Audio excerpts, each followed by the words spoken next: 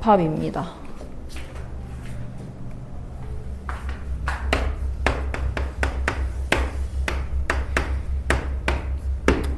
자, 오늘은 집합 첫 번째 시간. 집합은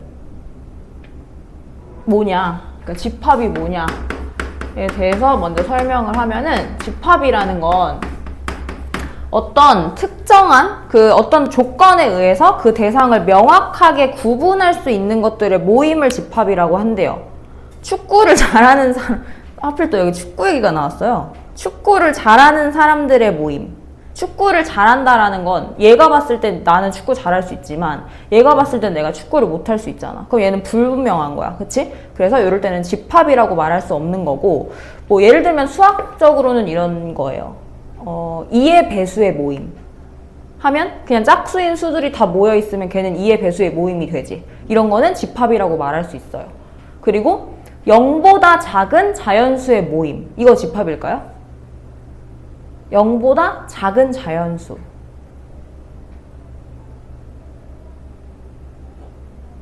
그러게요. 어렵죠? 네. 집합이에요, 결론적으로는. 왜냐면 그러니까 원소는 없을, 그러니까 그 안에 뭔가 모임 안에 숫자가 없을 순 있지만 그래도 그 조건이 명확하잖아. 그러니까 구분이 되잖아요. 0보다 작은 자연수 없지만 어쨌든 없다는 것 자체가 이 집합의 조건이거든요. 그래서 이런 거는 집합이라고 할 수 있는 거고, 뭐 아까 설명했던 것처럼 그러면 예를 들어서 10보다 작은 2의 배수의 모임 이라는 집합을 A라고 써봅시다.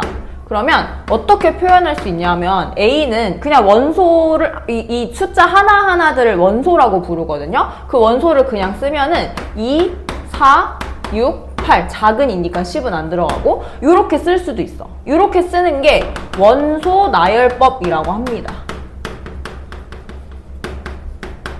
그래서 이 하나하나들을 원소라고 부르는 거고, 그리고 또 하나 조건 제시법이라고 있어요. 그거 뭐냐면 집합 A는 자 이렇게 쓰고, 그 A라는 원소를 X라고 표현하는데 그 X의 조건이 뭐냐 해서 X는 10보다 작은 2의 배수다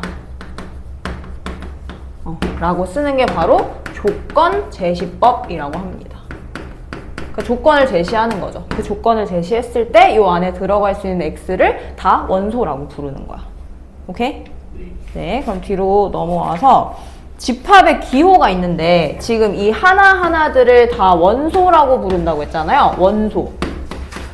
원소는 영어로 엘리멘트 라고 합니다. 집합 안에 있는 그런 숫자들을 다 원소라고 불러서 요 2에 이 앞글자를 따와가지고 원소 기호를 이렇게 쓸 겁니다.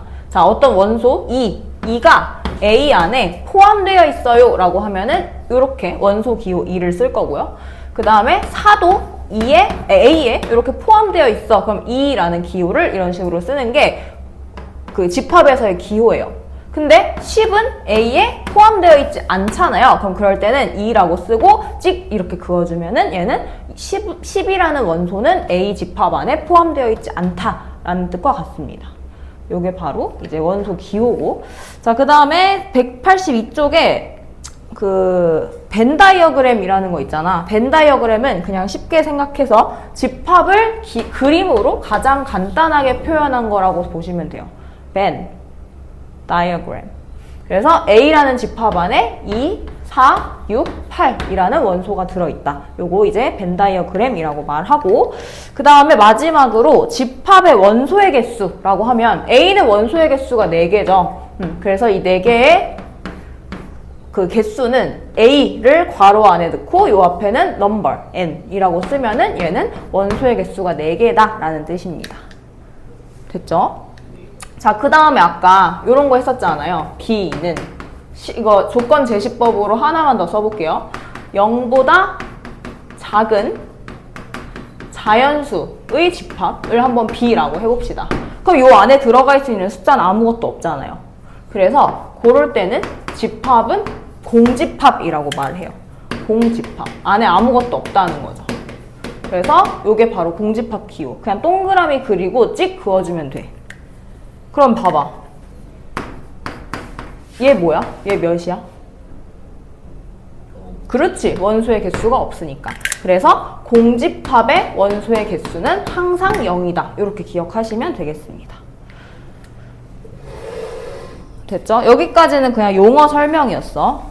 자, 부분집합은 조금 이따가 보고요.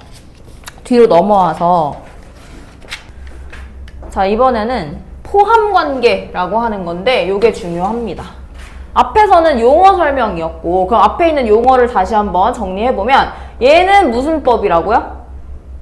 이렇게 원소만, 원소 나열법. 그 다음 얘는 조건 제시법 해서 조건 제시법을 원소 나열법으로 쓰면 1, 2, 3, 4 점점점점 가다가 이렇게 10까지 쓴 거지. 자, 그러면 지금 이 A집합과 B집합을 비교를 해봤을 때 A에 들어있는 원소들은 다 B 안에 포함되어 있는 것들이죠. 얘도 10 이하의 자연수고 얘도 10 이하의 자연수잖아. 그래서 벤 다이어그램으로 나타내면 A가 이렇게 있으면 B는 조금 더 큰 범위예요. 그래서 A가 1, 3, 5, 7, 9라고 하면은 요 A를 벗어난 곳에 뭐 2, 4, 6, 8, 10 이런 식으로 들어있겠죠. 그러면 A라는 집합이 B 안에 쏙 들어있다라고 하는 거를 이제부터 부분집합이라고 말을 할 거고요. 어떻게 쓸 거냐면 A는 B의 부분집합이다 라고 표현합니다. 그럼 얘도 기호가 있겠죠. 포함된다 라는 영어가 뭐예요? include? 말고 하나 더. 포함. contain 아시죠? 그래서 A가 B에 contain 포함된다 해서 요거는 C라고 써요. 그리고 조금 더 큰 범위 있지. 얘가 더 크잖아, B가. 그래서 큰 범위 쪽으로 이렇게 뭐라 그러지? 입을 벌리고 있다고 해야 되나? 그래서 B 쪽으로 이렇게 향하게 써주면 얘가 바로 부분집합 표시예요. 그럼 아까 원소 기호도 있었잖아. 이 원소 기호는 E라서 엘리멘트라서 E라고 해줬고요. 얘는 컨테인이어서 C라고 했잖아요. 그럼 얘네들의 차이가 뭘까요? 차이는 간단해.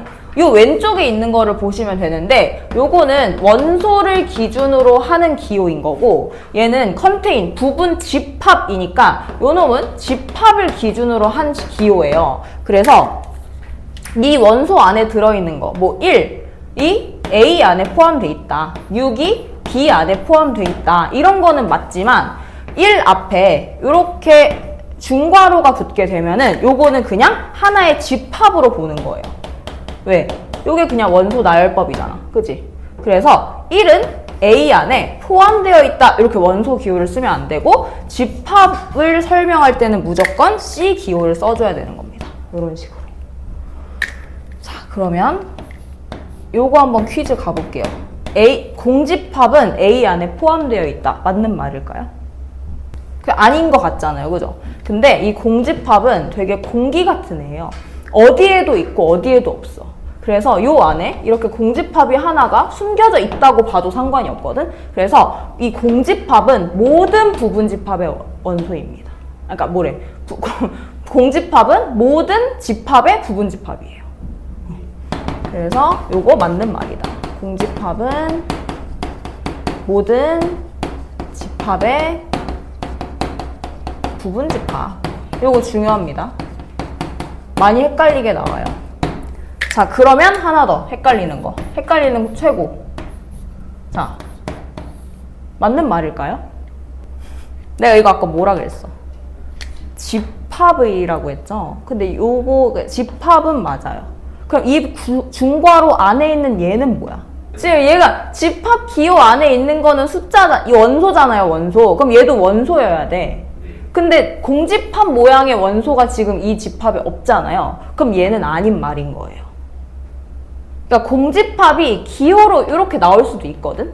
근데 그럴 때는 맞지, 얘가. 근데 지금 이거는 공집합은 그냥 공기 같은 애라고 했잖아요. 그래서 이거는 원소, 이렇게 생긴 원소가 A 안에 있니? 라는 뜻이야. 그래서 요건 아닌 거예요. 모르겠어요?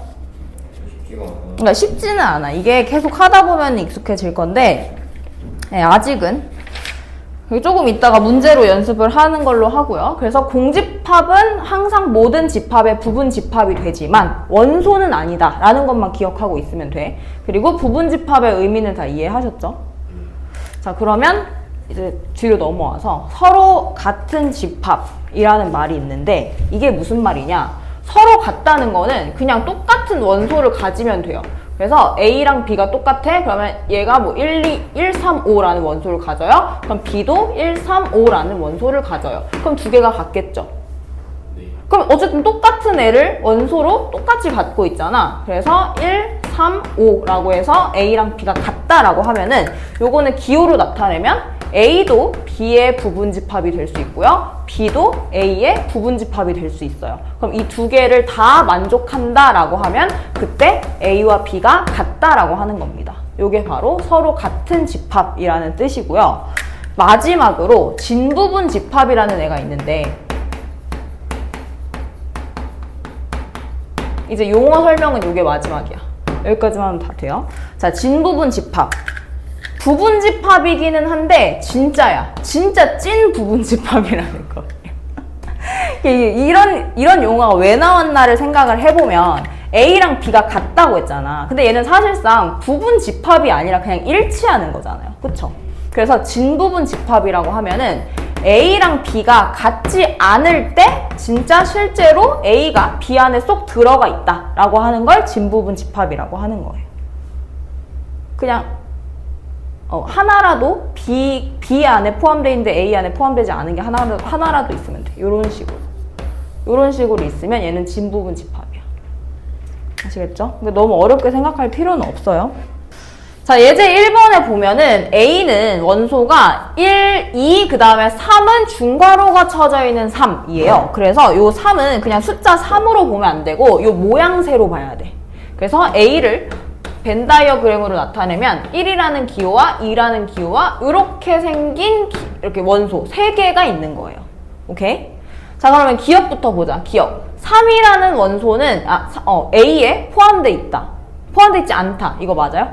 네. 그쵸? 그 다음에 이렇게 생긴 원소가 A에 포함되어 있냐? 맞아요, 얘는. 그 다음에 이렇게 생긴 집합이 A에 포함되어 있니? 아니죠. 얘는 이 3이 원소로 있어야만 얘가 성립이 되는 거기 때문에 아니고요. 그 다음에 리을, 맞아요? 공집합은 A에 포함되지 않다. 이거는 집합이에요. 그냥 공집합이라는 집합이에요. 이거는 그냥 공집합. 얘가 집합이니까 이 집합은 A 안에 포함되어 있지 않다. 아니죠. 얘는 공기 같은 놈이라고 했어요. 그래서 모든 집합에 포함되어 있다. 자, 그 다음에 마지막 이렇게 생긴 집합이 A에 포함되어 있다. 이게 그냥 A죠. 그럼 A는 A 안에 부분 집합이니까 맞죠. 그래서 기억, 니은, 미음 이렇게 풀면 되는 거예요. 자, 그 다음에 뒤로 넘겨요. 예제 2번 볼 거예요. 예제 2번은 A가 B에 포함되어 있다. 그림으로 그리면 A가 B에 이런 식으로 포함되어 있다라는 거니까 A 안에 들어있는 1이랑 A제곱 플러스 A는 B 원소 안에도 무조건 포함되어 있어야 되는 놈이에요. 근데 A랑 B 원소를 비교를 해보면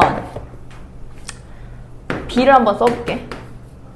2, A 플러스 2, 2A 마이너스 1 이렇게 있잖아.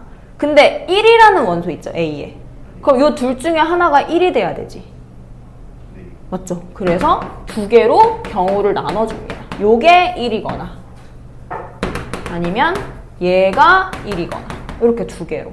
그럼 첫 번째 경우에서의 A는 마이너스 1 나올 거고요. 두 번째 경우에서의 A는 플러스 1 이렇게 나올 거예요. 그러면 A랑 B 기호를 A가 마이너스 1일 때랑 A가 1일 때의 원소를 각각 한번 구해보는 거죠. 그럼 A의 원소는 1이랑 0 이렇게 나오고요. 그 다음 B의 원소는 2, 1, 마이너스 3 이렇게 나와요. 그럼 요거 맞아?